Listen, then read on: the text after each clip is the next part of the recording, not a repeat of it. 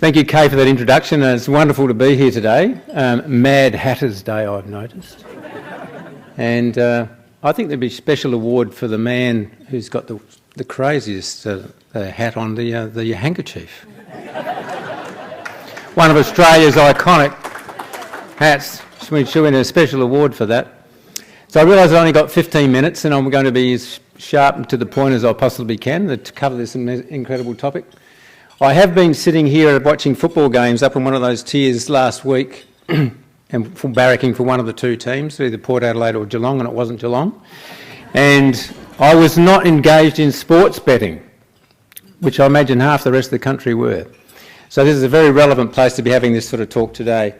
I am going to focus on giving a bit of an overview of what the gambling and gambling problems are in South Australia at a broad level, but I'm only going to focus on young people and gaming and gambling.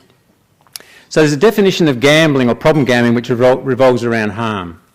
So you can imagine when we talk about people with gambling problems, we talk, well, how do you know when someone's got an actual problem? So it's when it causes harm to the individual, their family and or the community. And sometimes the individual doesn't recognise that it might be harming other people. So now in what we call our diagnostic manual, the American Diagnostic Manual, there's a condition called gambling disorder.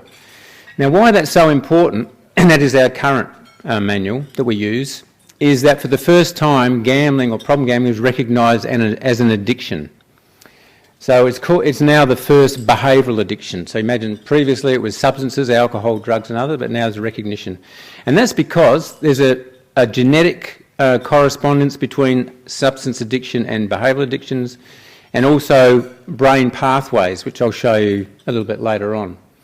And why that's important is that now even our courts in Australia and South Australia are recognising that some people coming in with gambling problems actually have an addiction. And we'll actually treat them differently, as in like people with other drug and alcohol problems, and divert them to programs like us. So it's actually a step forward. Now, here's a man who probably has a gambling problem. Our friend Daniel Craig, and this is it's only a matter of minutes before this, he'd been poisoned, suffered a cardiac arrest and had a intravenous sort of shot to his heart, and 5 minutes later he's back at the gambling table. Now that guy's obviously got a gambling problem. Let's put this into context in Australia. So 2017-18, 25 billion roughly was lost. No, in other words, didn't go, that's not what through, that's what we all lost.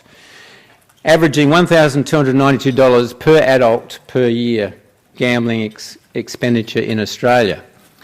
So now if you're sitting there thinking, well, I didn't spend $1,200 in gambling last year, then obviously some people are spending a hell of a lot more.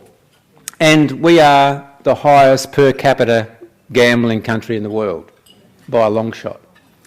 And you can sort of see the breakup there. So pokies still are the biggest form of gambling expenditure, followed by casinos, racing. And what's fascinating there is that next one, sports betting is now 1.3 billion, but it actually went up by 16% in between the previous reporting period.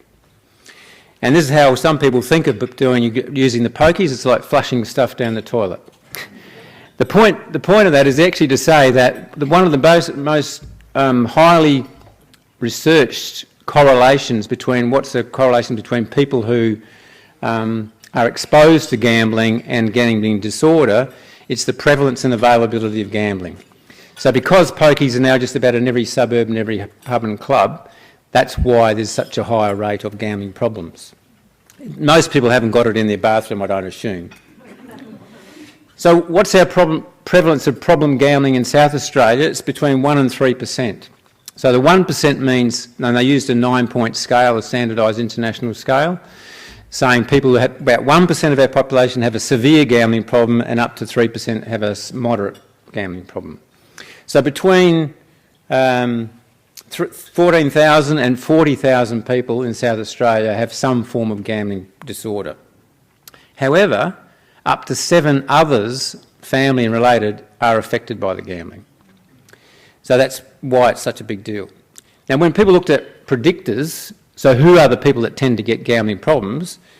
Low socioeconomic, men, unemployed, single, younger people 18 to 24, English as a second language and Aboriginal people are much more highly prevalent in that group.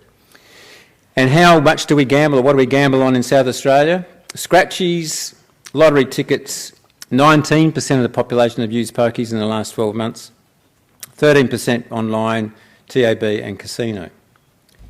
And when you look at the proportions of those, that's just using those devices, then you say what proportion of those actually have a gambling problem. What they found in the survey in 2018 was if you'd been using online gambling of any form, your rate of becoming an addicted or a problem gambler was 9% compared to 3% if you didn't. So now you're starting to see the emerging of all the online tools that are now becoming so much more problematic. So 11% of pokey players have got a gambling problem, and then quite astonishingly, 70% of sports betting and poker betting have a gambling problem, and 46% of casinos. Now there's some caution in that because the numbers are 916 and 120 compared to 3,000 who were sampled in that other group. So it's not solid science, but it's starting to give you an indication that maybe there's a big problem here. So what the technology has done now is blur the definitions or understanding of the difference between gaming and gambling. So we were brought up playing games as kids, Monopoly, whatever you want to call it, card games, all sorts of things. Then there started to be sort of Nintendo games electronically. Then you started to see these sort of really highly provocative war games that young men particularly buy and purchase, and then there's smaller games like Crossy Road that children use. So they're games. That's pretty clear cut. The first I became aware that gambling is actually within games, in children's games, was the therapist Ben Riley, who provided me a lot of this data, had a 6-year-old and 8-year-old daughters, and he was very careful at scrutinising what games they were playing. And one particular day he was calling his younger daughter into dinner and she just wouldn't come. And he went in and looked over her shoulder and she was playing Crossy Road. Now Crossy Road is the simplest idea of a game. You've got to get a chicken to cross the road. And he'd looked at it beforehand, thinking it's safe.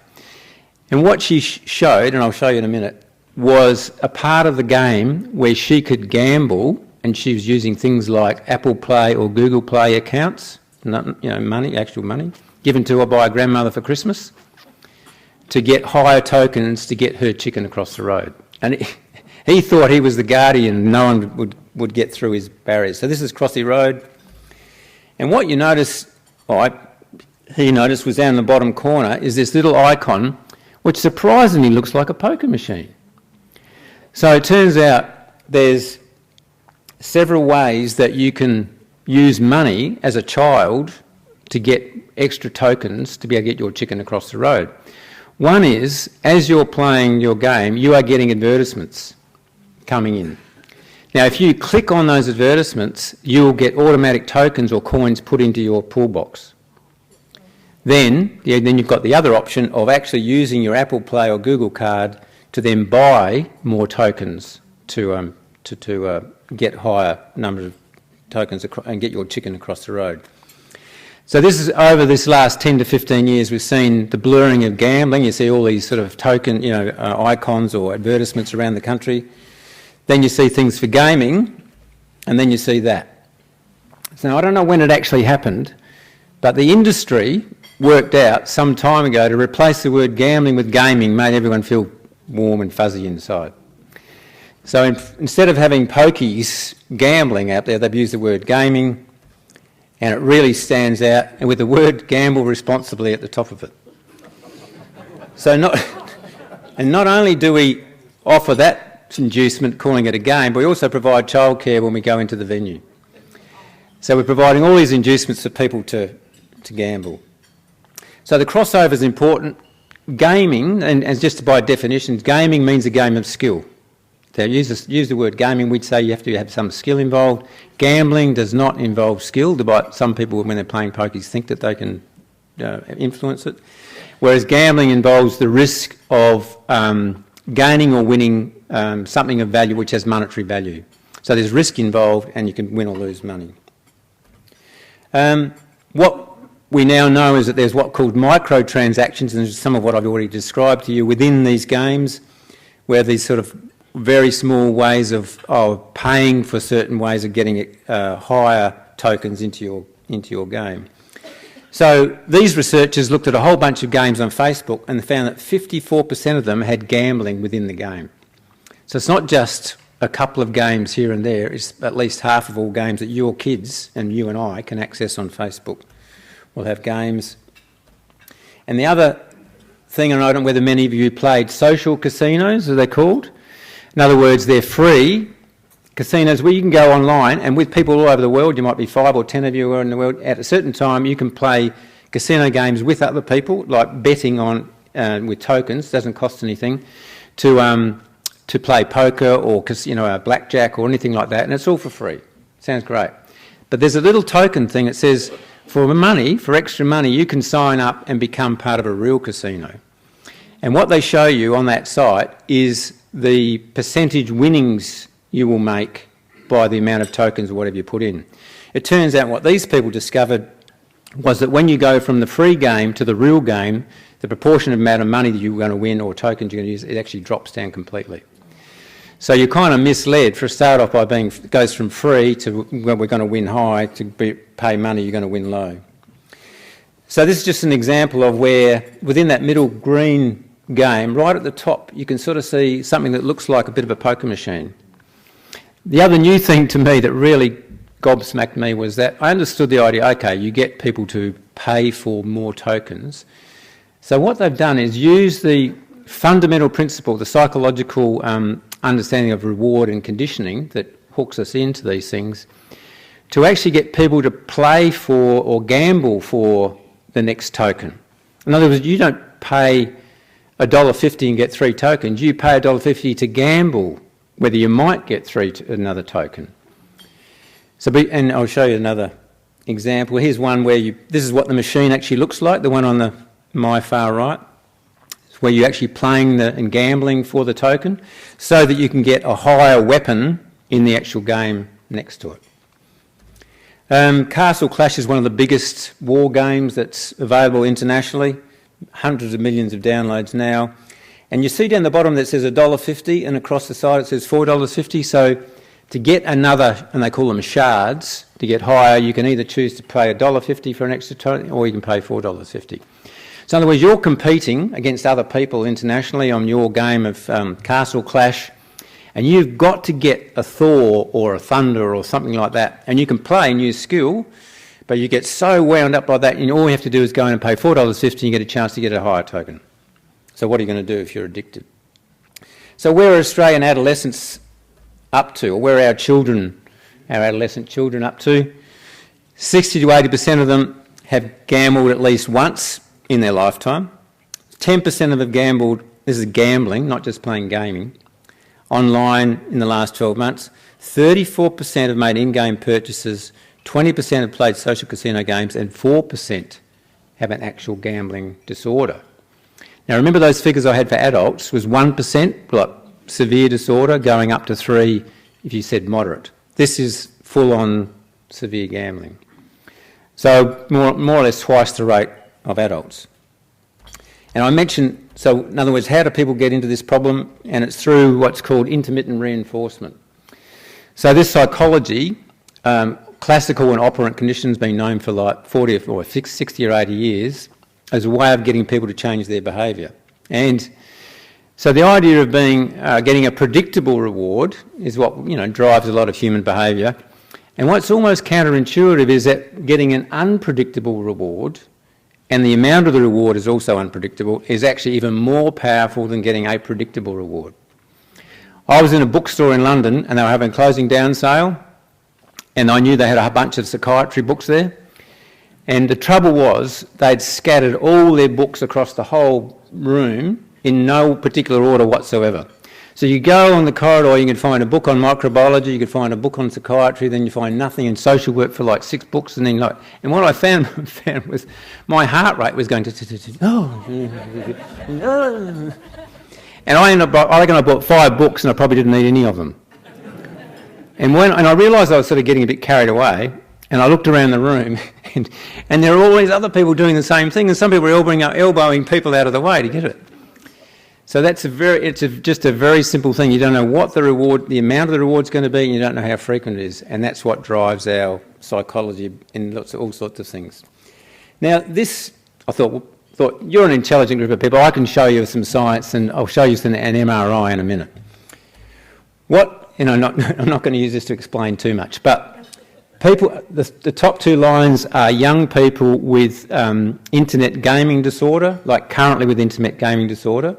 The second group, the two lines, are people who've had in remission from internet gaming disorder, and the bottom group are control group who have no internet addiction. So what they did was give them gambling cues like colours and lights and so forth like that, and put them in an MRI machine. And so what that showed is the top group, and it's the prefrontal cortex, if those of you are interested, is the dominant place where the gambling addiction happens. So the really interesting thing was that the top group, people who are currently addicted, have much stronger uptake of the processing in the prefrontal cortex than the bottom group, in a different colour altogether, in the control group. But what is absolutely amazing is the middle group, who are in remission, have still got the same brain pathology as what they had previously. And I was just talking to Heidi before, is we've seen people in prison who got there because they embezzled something, or a gambling problem, and we've asked them, do you think you've got a gambling problem? You've been in 5 years, you haven't gambled on the pokers, and they say, mate, I'm cured. We show them a picture of a poker machine, and they just become overwhelmed with this arousal, and then say, oh my God, I've got to do something about this. So what this means is that for those people, there's some biological process which affects our brain pathways that is really linked so closely with addiction. In children, so if we're talking about 4-year-olds, 6-year-olds, 10-year-olds, 12-year-olds, the prefrontal cortex is the last place to get development.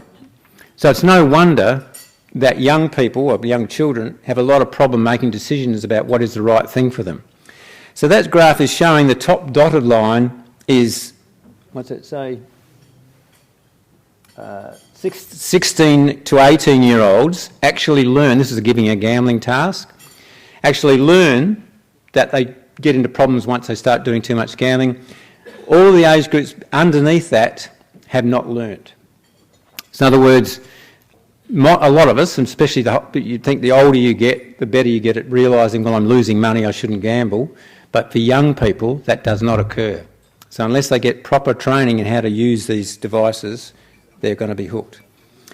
So we're nearly come to the end of this, and this is a cut and paste of a blog from a young American guy. I'm 14 at the 9th grade. I barely do homework so I can play Castle Clash. I only get 5 hours sleep. I'm spending my Thanksgiving break playing Castle Clash and harvesting shards, and I'm not doing very well with that. Been down for the last 2 days. Once I get my druid, I'm going to go spend the rest of my Thanksgiving breaking up. I don't know what that means. I am an addict. So that's just one example. And the treatment that we use is called graded exposure. So we'll give someone cues in a graded kind of way, a photo of a machine, a sound of a machine, and gradually get them to habituate like you do a phobia. I'm just going to finish off with this case study. Okay. So this is a 19-year-old young man was brought to our hospital emergency department after he deliberately tried to kill himself in a car crash. He'd been playing doing online gaming, a shooting game. He developed a relationship with a woman on the other side of the world who was part of that group. They became, friends. She broke the relationship off, so he tried to kill himself. Turned out his mother was absolutely beside herself about how much time this young man had spent gaming. He would not leave his room, he would not eat, he was emaciated, had head lice, etc., urinating into a bottle. He was admitted to hospital for several weeks to get treated for his depression. He was referred to our service. He came once, said all the right things, never came back. So we did a very interesting, it was actually Ben, did this amazing thing and worked with his mother. She lived in a country town. They basically worked on contingency planning. She became the coach or the therapist and used reward for him to say she would not switch off the electricity if he did one basic thing, which for him was showering. So over a period of 8 weeks, he went from 15 hours a day in his room, not eating, not drinking, to actually completely getting over his addiction through support through us with his parents. So one of the biggest problems that people with gambling disorder or their families face is only about 10 to 15% of people with a gambling addiction will actually seek help. So it's the families who are suffering. But we think we've now found a way that we can help the family help the person with their addiction. This is a website where any parent can look to see if a game fulfils the right criteria to be safe. So this Crossy Road is classified as being unsafe for children, whereas the other game there is classified as being safe. What can you do about it? Last slide. South Korea in 2011 passed the Youth Protection Revision Act, known as the Shutdown or Cinderella Law. So stopping people gaming between midnight and 6 a.m. It was challenged in their High Court in 2014 and they were able to maintain it. In Europe they've implemented regulations, and in Australia, to my surprise, there actually was a commission of inquiry who are in the process, or they've made recommendations about how we can further regulate this system. So, in conclusion, gaming and gambling have been interused interchangeably. Gaming and gambling are based on gambling psychology. It's been normalised as a public health risk, and not surprisingly, more research is required. Thank you.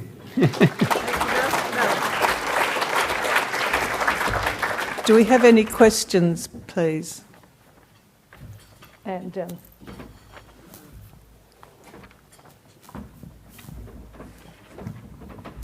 Thank you very much for that really disturbing talk, Malcolm. Sorry to disturb your lunch. And despite the silly headgear, this is a serious question. Do you have any reason to think that when you see those really basic games that look as though they're for children, or ideally okay for children, do you have any reason to think that at the other end that there are large corporations pushing this? Yeah, I think there's 3 large corporations that own nearly all the online games. They're some massive big corporations. So they've got one objective in mind, which is to look after their shareholders. And all games, no matter whether they're for children or for young adults or whatever, are there to make money. And I think there must have been a massive, penny drop for those gaming organisations. And originally they were games and people loved them and people liked them, and then someone woke up and why don't we put gambling within the game and using gambling psychology to get the person to game more. And I think once the genie was out the bottle, then you're going to compete. If your game doesn't have that in it, you're going to be lost, you're going to be out of it. So yeah, I think there's a very, very clear strategy behind it. Malcolm? Yep. Yes, Malcolm. Malcolm. I think there's a group called Gamblers Anonymous, which works a bit like Alcoholics Anonymous. Yep. How effective do you think they are? I think they're actually reasonably effective. It's all horses for courses. There's no one treatment that's the best for everything for everybody. And for some people, that kind of approach of which is abstinence, but with a kind of a 12-step program and a group of people around you that support you, is actually very powerful. So we actually work in conjunction with Pokies Anonymous, or sometimes we refer people to it, who might have our treatment in addition to the Pokies Anonymous treatment. So I think they're quite an important option for people. John? Ooh. Is there a DNA relatable source? In other words, is it genetic? Yep. Or the way you describe it, most of it's environmental? No, that's a fantastic question. There is about a 50% genetic variance in the prediction of gambling disorder.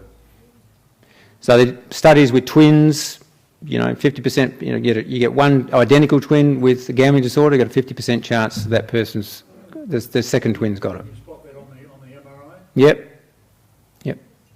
Yeah, you can. So it's predictable at an early age? Yeah, should be. Absolutely. So the genetics, and this is where the big discovery was that the same genetic pattern was for gambling disorder as it was for substance addictions. So now you see families with both alcohol and or gambling, or one, you know, that's quite common. There was... Malcolm, is there another level of gaming that individuals who are good at gaming have worldwide followers, Yeah. which you didn't mention at all, because that's I understand that's the way they make a lot of money too. There's gaming competitions. Yeah, I'll see if I understand your question. It's in a domestic situation. Quite an intelligent young man. Yep. Has worldwide followers. Yep. And goes on every night gaming. Yeah. Worldwide followers, but he's surviving financially. Yeah. So some of you might not have heard that. And I think the Koreans have been right at the top of that. So there's these international gaming competitions where you've got to get the most number of tokens in the highest level in the quickest amount of time. And what your question or comment was really about was now those people have followers and people pay to be one of their followers. So that person's making money out of being a champion. So yeah, there's many ways of doing it. One more question.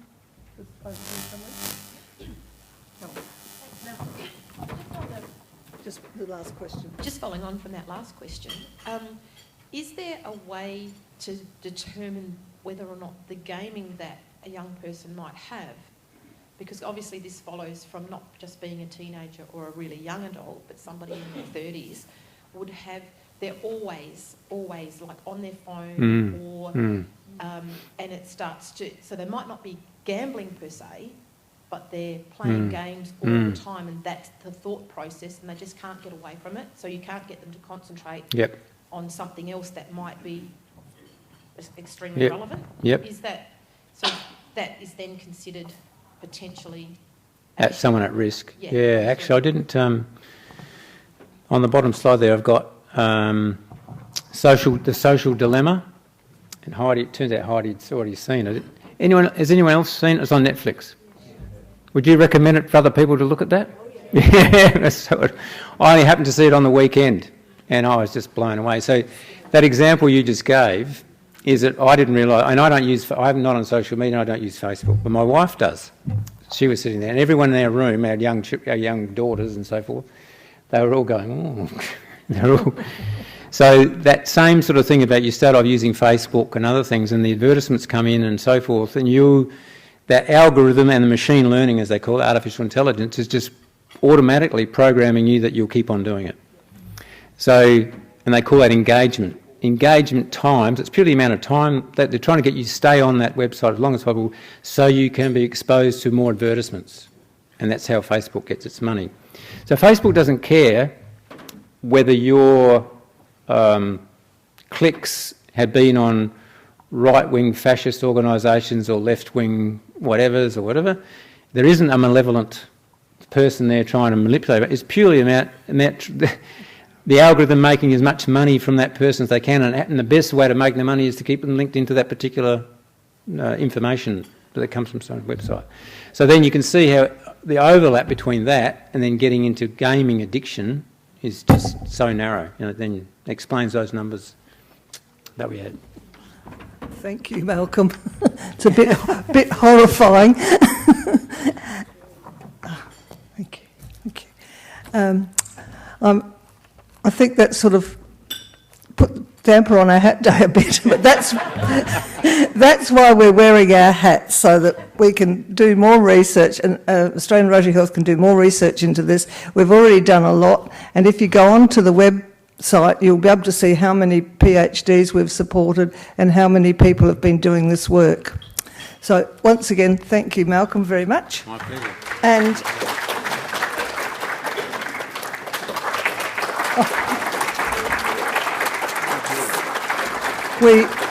a donation has been made on your behalf to help mitigate and contain COVID-19 pandemic in Australia, alongside confining efforts to eradicate polio worldwide through the Rotary Foundation. So once again, thanks very much, Malcolm. Thank you.